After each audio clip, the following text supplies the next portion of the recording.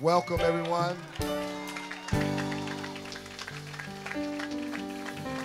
I am so excited to welcome each and every one of you to the ribbon cutting and the opening of the East River Development Alliance Federal Credit Union. It is a historic day, not only because this is the first credit union to open in New York in 10 years, the first to be chartered in Queens in 30 years, and the first to be chartered under the Obama administration.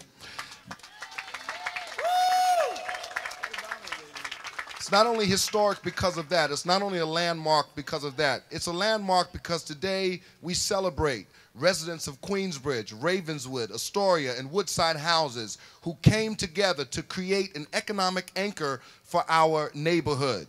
Today, there are many people in public housing that live paycheck to paycheck, trying to make ends meet. There are people that don't have emergency savings and people that are trying to figure out how they're going to decide whether to pay for the medicine or the food on their table. Creating this financial cooperative gives us an opportunity to create an anchor in our community that will build resident wealth and build wealth for people that live in public housing neighborhoods.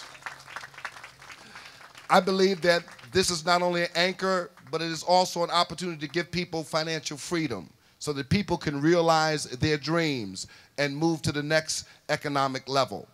And the reality is this, there's many things that we can say about this financial cooperative, but one thing we have to remember, this was organized and created and developed from the ground up by the residents of these four communities that made a decision to take responsibility for their economic future. And I want to let you know the difference between a bank and a credit union is a bank, when you put your money in the bank, you rent the space. When you put your money in the credit union, you own the space. And so now we have created thousands of bankers right here in Northwestern Queens. Let's give all these new bankers a big hand. And of course, the rain is here, but guess what? It's raining on the outside, but in my soul, it's raining on the inside.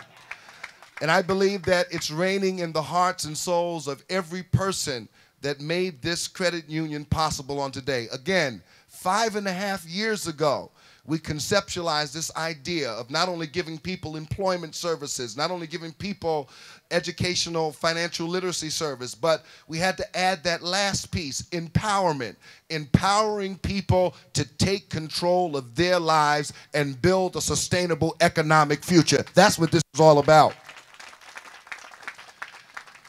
And so there's a lot of people to thank on today, and we have a lot of distinguished guests. I am honored, and we should all be honored today to have with us the greatest mayor that New York has ever seen, Mayor Michael Bloomberg. Let's thank God for him for being with us on today. Before I move to the dignitaries and those that are here joining with us to celebrate, I want to recognize the people on the ground, because without the people on the ground, none of this would have been possible. So I want, as I mention your group, I want you to stand up. I want all of the members from the organizing committee, if you're seated or if you're standing around, wave your hand, stand up, make some noise. All the members from the Credit Union Organizing Committee, all around, keep standing. The ERDA Clergy Coalition, those clergy that are here with us on today, please stand. The ERDA Tenants Association collaboration, all the TA presidents from Queensbridge, Ravenswood, Astoria, and Woodside. The ERDA Federal Credit Union Board of Directors, please stand. The ERDA Board proper, please stand. All the ERDA staff, wherever you are, make some noise. Our Vice President Jeremy Reese and Barbara Zerzan, and all of our partners on the ground, those that have already pledged, the 1,000 people that have already pledged to open accounts. Come on, you make some noise and stand wherever you are today.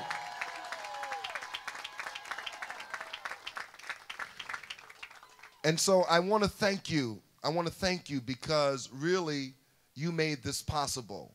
And without you, this would have never came to fruition. And so I'm grateful today to be joined by so many distinguished individuals that are here on today. And I know that we have a program to follow, but I want to be respectful of the mayor who is trying to also honor others in other parts of the city that are doing great work just like us. And so we want to get him up as soon as possible so that he can speak. And I don't want you to feel bad if he has to blow out of here to go to 4 or 5 other events, because we understand his schedule. He's doing the work. He's not just talking about the work, he's doing the work. And we want to acknowledge that, as well as our other dignitaries that are here on today, Congresswoman Carolyn Maloney, without which we would have never gotten to this place. Speaker Christine Quinn, Speaker of the City Council. John Rhea, the Chairman of the Housing Authority, who you're going to be hearing from in a few moments.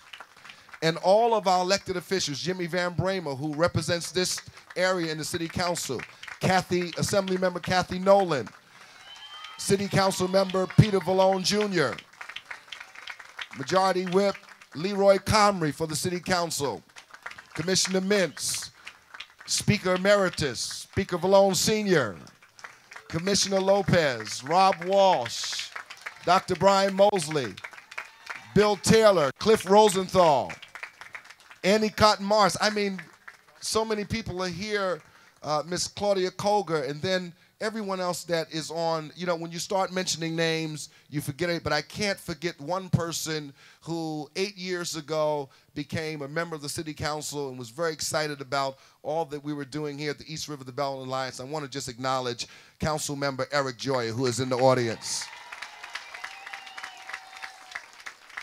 Thank you so much, Councilman. At this time, I'd like to step out the way at this point, and I want to introduce to you one of the most charismatic chairmen and leaders that I have ever met. And I tell you, public housing is probably the size of most small cities or large cities around the country. And when you chair an authority like the New York City Public Housing Development, you have to be prepared and you have to be equipped. There's 500,000 people that live in public housing in New York City. And the mayor assured me several months before John came on board that we were going to be pleasantly surprised and really grateful for this person that he was thinking about. And I'm so grateful, I'm so glad that we've been able to work with him and share our vision for replicating this model in public housing neighborhoods across the city, along with this financial cooperative. And he's open to these visions and has visions of his own as well, and doing a great job. I want to introduce to some and present to others the chairman of the New York City Housing Authority, John Rhea.